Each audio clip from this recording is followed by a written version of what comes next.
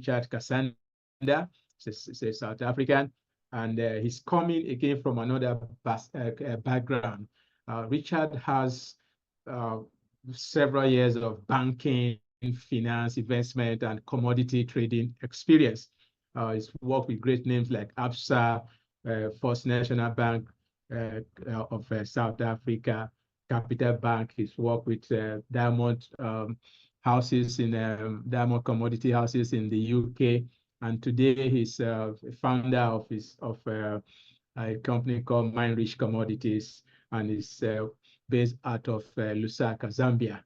So this has been a very, very, if you like, global platform for discussing important issues around the Nigerian future, the future of the Nigerian oil and gas industry.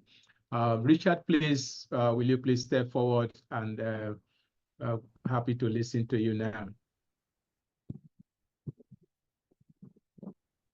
Yes, thank you for the introduction. I'm very much happy to be a part of this discussion. Currently in Nigeria as we speak, and for the little time that I've spent here, I'm grateful for the hospitality that I have received indeed.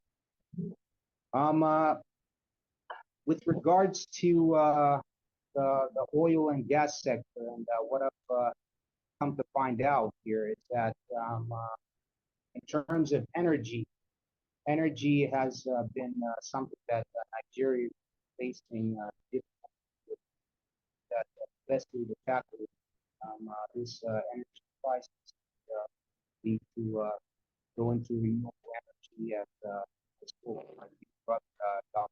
Felix yesterday.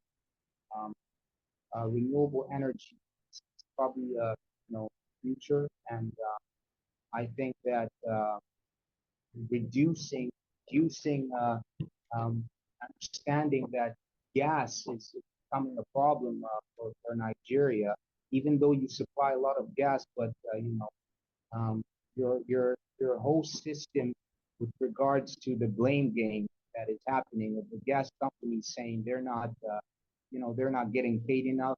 The transmission company, which is owned again by federal government, saying they're delivering, and distribution company saying another thing, really plays a major role in what's going on. I think more money needs to come in to improve your system. In terms of the power problem, I believe that a decentralized system that could be approved by the government would actually be one of the solutions, and also getting into renewable energy. I mean, I represent a company that's also based in the Philippines that works with EPC, and everything we do is under the 17 SDG.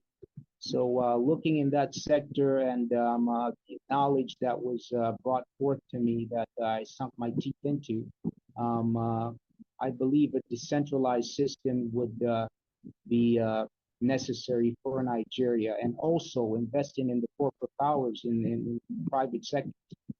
Now, when it comes into the oil game, stealing crude oil is not like stealing tomatoes. You need equipment.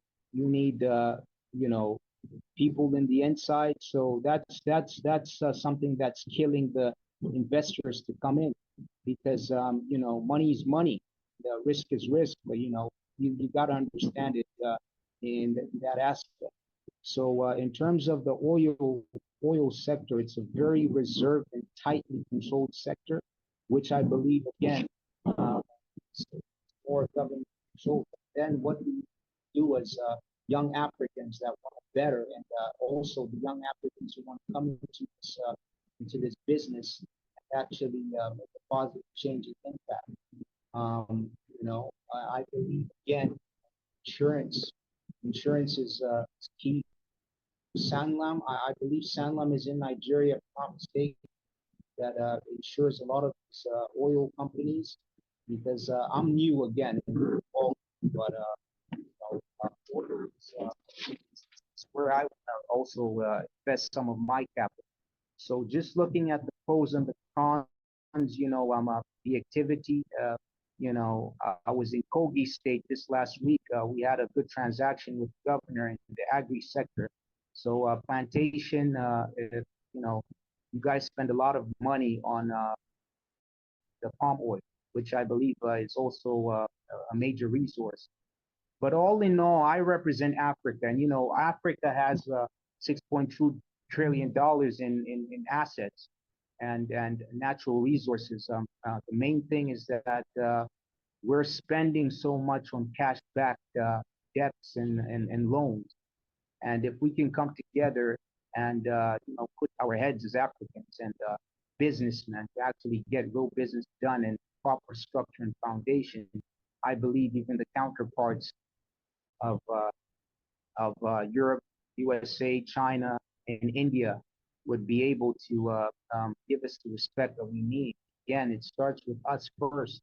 We set up a solid structure and foundation. And this again would be in the private sector with like-minded people, serious people, people who stand for humanity, and creating a group that would be able to stand firm and hold their ground. With that being said, I've said enough and taken up a good amount of time. Again, we harness digital technologies, innovation, transform African societies and economies. Thank you.